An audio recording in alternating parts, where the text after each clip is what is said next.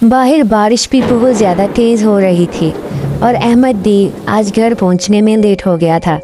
वो फ़ोन पे बात कर ही रहा था अपनी बीवी से कि मैं अपने सारे काम निपटा के आ रहा हूँ, तुम मेरे लिए जल्दी से खाना बना दो, मुझे बहुत भूख लगी है। तभी एक किताब गिरने की आवाज़ आती है। वो किताब इतनी ज़ोर से थी कि अहमद एकदम चौंक जाता है। वो पीछे मुड़ के देखता है तो एक किताब ज़मीन पर पड़ी जिसके अंदर से रोशनी निकल रही होती है। अहमद सोचता है ये किताब कैसे यहाँ पे गिरी।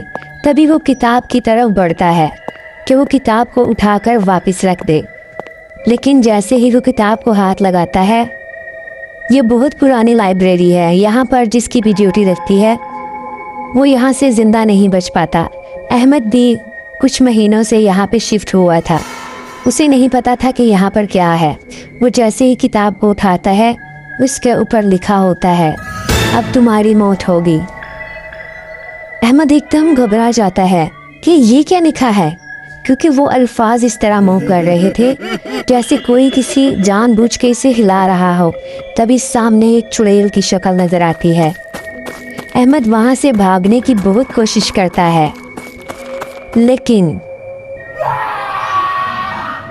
वो चुड़ैल उसे पकड़कर अपनी तरफ खींच लेती है।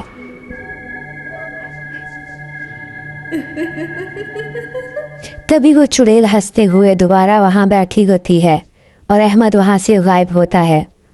चैनल को लाइक और सब्सक्राइब करना मत भूलिएगा।